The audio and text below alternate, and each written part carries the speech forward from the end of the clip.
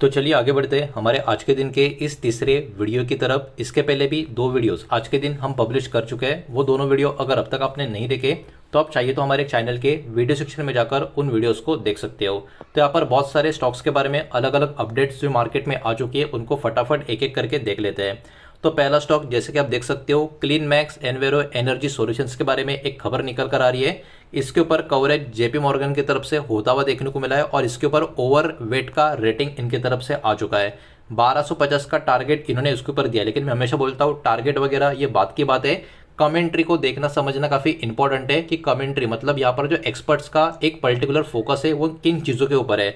तो इसमें कुछ इंपॉर्टेंट पॉइंट्स की अगर हम बात करें तो देखिए ये वाला जो कंपनी है अभी के टाइम पे C&I रिन्यूएबल एनर्जी में लीडर के रूप में आपको देखने को मिल रही है। एक मजबूत डिमांड डेटा सेंटर और टेक्नोलॉजी कंपनीज की तरफ से इनको आती हुई नजर आ रही है। मतलब ओवरवेट का जो एक रेटिंग दिया है, जो टारगेट दिया है, उसके बाद उसके पीछे के ये रीजन है। ठीक है, लॉन्ग टर्म में पीपीएस का जो ओवरऑल स्टेबिलिटी है ये प्रोवाइड करता हुआ आपको नजर आ रहा है। उसके अलावा 25 to 40% चीपर देन ग्रिड ये पावर सप्लाई करते हुए आपको देखने को मिल रहा है। इसके अलावा इनके जो कॉर्पोरेट डील्स है वो भी डायरेक्ट होते हुए आपको नजर आ रहे हैं, जिसके कारण इनके मार्जिन भी काफी बेटर है कंपेयर टू अदर। तो ये कुछ रीजन है जिसके कारण जेपी मॉर्गन इस स्टॉक के ऊपर अपना रेटिंग ओवरवेट का करता हुआ यहाँ पर हमको नजर आ रहा है। दूसरे स्टॉक की तरफ आगे बढ़ते हैं। दूसरा स्टॉक है अल्ट्राटेक सीमेंट। इसके ऊपर बहुत सारे ब्रोकर्स का यहाँ पर एक फोकस है। जेफरीज ने बाय का रेटिंग दिया है, टारगेट यहाँ पर आप देख सकते हो। एचएसबीसी ने बाय का रेटिंग दिया है, टारगेट यहाँ पर आप देख सकते हो। चॉइस इंस्टीट्यूशनल इक्विटीज ने भी बाय का रेटिंग दिया है, टारगेट यहाँ पर आप देख सकते हो। तो बहुत सारे अलग अलग ब्रोकर का इसके ऊपर फोकस है। अब बात कर लेते हैं इनके पीछे के इनके लॉजिक के। तो यहाँ पर इसका फाइनेंशियल ईयर 2026 का जो परफॉर्मेंस है काफी मजबूत है। एबिडा की ग्रोथ भी लगभग 36% ऊपर की तरफ है। 200 मैट्रिक टन पर एनम का जो कैपेसिटी है ये भी क्रॉस कर चुका है। तो ये भी एक पॉइंट इन्होंने शामिल किया स्टॉक के ऊपर अच्छा सिग्नल देने के लिए। उसके अलावा फ्यूचर के एक्सपेंशन प्लान ये भी इन्होंने यहाँ पर नोट किया है, खास करके फाइनेंशियल ईयर 27 और फाइनेंशियल ईयर 28 का जो इनका प्लान है एक्सपेंशन का। उसके अलावा कॉस्ट का जो रिडक्शन करना है उसके ऊपर जो कंपनी का फोकस है 300 रुपीज टन के हिसाब से जो टारगेट है वो भी यहाँ पर इन्होंने मेंशन किया है। और ये लोग जो इन्वेस्ट कर रहे हैं रिन्यूएबल एनर्जी और वेस्ट हीट रिकवरी में, इसका भी कहीं ना कहीं एक पर्टिकुलर फायदा कंपनी को हो सकता है। इसके वजह से कहने की ब्रोकर अभी के टाइम इस स्टॉक के ऊपर थोड़े बुलिश नजर आ रहे हैं। सेक्टर के सपोर्ट की बात करें तो देखिए सीमेंट का जो डिमांड है एक्सपेक्ट किया जा रहा है ग्रो होगा 7 से लेकर 8% तक। और बिकॉज इंफ्रास्ट्रक्चर और हाउसिंग का जो बहुत ज़्यादा यहाँ पर आने वाले समय में जो ग्रोथ हो सकता है उसके वजह से सीमेंट का डिमांड भी बढ़ता हुआ नजर आ सकता है। ये इसके पीछे का कहीं ना कहीं रीजन नजर आ रहा है।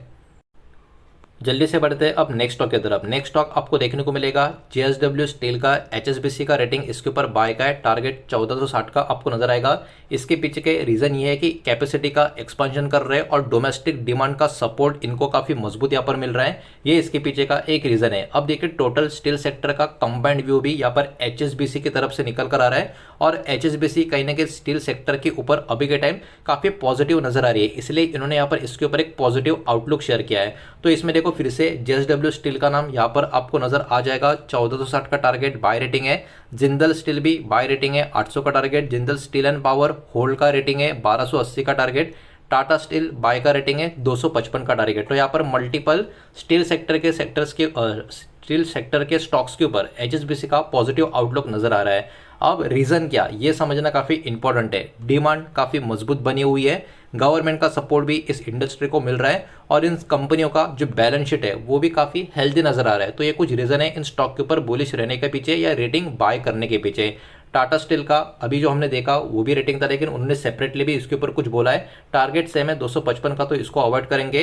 टाटा स्टील का जो ब्रांड का प्रेजेंस है वो काफी मजबूत है, ये भी एक रीजन है। इनका बिजनेस भी डाइवर्सिफाई और इनका डोमेस्टिक डिमांड भी काफी मजबूत है। तो टाटा स्टील के ऊपर एक्स्ट्रा कमेंट्री यहाँ पर हमको इनकी तरफ से नजर आ रही है। नेक्स्ट स्टॉक है दोस्तों जिंदल स्टेनलेस करके, बाय रेटिंग है इसके ऊपर, 800 का टारगेट है। और इसके ऊपर इंपॉर्टेंट पॉइंट्स की बात करें तो स्टेनलेस स्टील का जो डिमांड है लगातार बढ़ रहा है, ये एक रीजन है कि इसके ऊपर बाय रेटिंग यहाँ पर मेंटेन किया गया है। और इस कंपनी का इंडस्ट्री का जो पोजीशन है वो भी काफी मजबूत अभी के टाइम पे नजर आ रहा है। बचे हुए जो शेयर्स है वो भी एक एक करके देखेंगे, लेकिन वीडियो को प्लीज लाइक कर देना, वीडियो को शेयर कर देना। पहली बार चैनल पे आ चुके हो तो चैनल को भी सब्सक्राइब जरूर कर देना। नेक्स्ट खबर देखने को मिल रही है एसबीआई कार्ड के बारे में। एमके ग्लोबल फाइनेंशियल जो है स्टॉक के ऊपर बाय का रेटिंग मेंटेन किए, 850 का टारगेट इन्होंने अपने हिसाब से स्टॉक के ऊपर दिया है। इसके पीछे कुछ इंपॉर्टेंट पॉइंट्स क्या है। एनआईआई का जो ग्रोथ है वो स्लो है 3% के आसपास।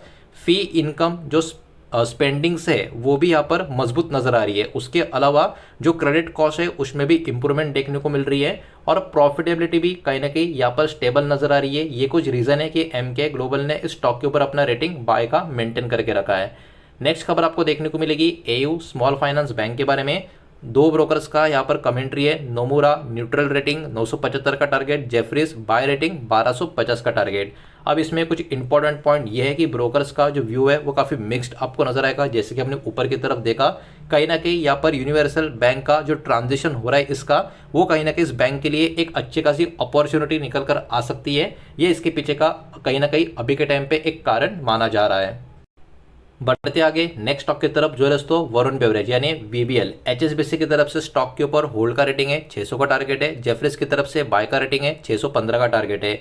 इसके पीछे इनके कुछ रीजंस या इंपॉर्टेंट पॉइंट्स की बात करें तो देखिए, समर का जो अभी टाइम चल रहा है, मतलब अभी जो सीजन चल रहा है उस पर, इस सीजन में जो डिमांड आउटलुक है वो काफ़ी मजबूत नजर आ रहा है। इसके कारण कहीं ना कहीं स्टॉक के ऊपर ब्रोकर्स थोड़े बहुत बुलिश नजर आ रहे हैं और वॉल्यूम ग्रोथ भी इस कंपनी का अभी के टाइम पे हेल्दी देखने को मिल रहा है, जो कहीं ना कहीं अच्छी साइन है कि स्टॉक के नंबर्स यहाँ से, कंपनी के नंबर्स यहाँ से काफ़ी अच्छे खासे ग्रो हो सकते हैं। उसके बाद नेक्स्ट स्टॉक है कोल इंडिया। एचएसबीसी की तरफ से स्टॉक के ऊपर होल्ड का रेटिंग है, 440 का टारगेट। जेफरीज की तरफ से 500 का यहाँ पर टारगेट है बाय की रेटिंग के साथ। की पॉइंट्स की बात करें तो देखिए, हाई इन्वेंटरी अभी के टाइम पे एक चिंता का विषय है, लेकिन मजबूत पावर का डिमांड जो बना हुआ है वो कहीं ना कहीं स्टॉक के लिए या इस कंपनी के लिए काफ़ी पॉजिटिव बात मानी जा रही है। तो हाई इन्वेंटरी होने के बावजूद, कंसर्न होने के बावजूद भी ब्रोकर्स इस स्टॉक के ऊपर न्यूट्रल टू बुलिश नजर आ रहे हैं।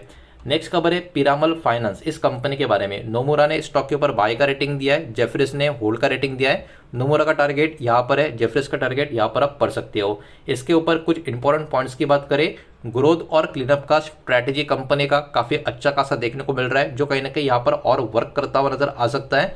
और ओवरऑल मिक्स्ड व्यू यहाँ पर अपसाइड के ऊपर कंपनी के जो स्टॉक है उसके ऊपर ब्रोकर्स के थ्रू यहाँ पर नजर आ रहे हैं।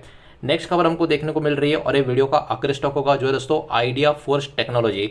इनका पार्टनरशिप डिजिटल मीडिया प्रोफेशनल के साथ होता हुआ हमको देखने को मिल रहा है, जो कहीं ना कहीं कंपनी के लिए माना जा रहा है फायदेमंद साबित हो सकता है। इसमें कुछ इंपॉर्टेंट पॉइंट्स भी यहाँ पर आपको ध्यान में रखना है कि एआई पावर ड्रोन डेवलपमेंट इस पार्टनरशिप के तहत होता हुआ हमको नजर आएगा और इसके वजह से आइडिया फोर्स का जो कंपनी है इसका एक्सपेंशन जापान मार्केट में होता हुआ हमको देखने को मिल रहा है। इंटीग्रेशन होगा एआई चिप्स इन VTOL ड्रोन्स में। उसके अलावा जो फोकस होगा इस पार्टनरशिप की वजह से डिफेंस, सिक्योरिटी और इंडस्ट्रियल यूज में ज़्यादा करके फोकस बना रहेगा।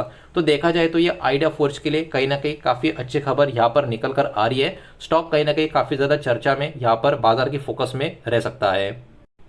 तो दोस्तों यही सारा डेटा इस वीडियो के माध्यम से आपके सामने प्रेजेंट करना था, लेकिन जो भी डेटा इस वीडियो के माध्यम से मैंने आपके सामने प्रेजेंट किया है पूरा का पूरा डेटा इन्फॉर्मेशनल और एजुकेशनल पर्पस के हिसाब से किया है।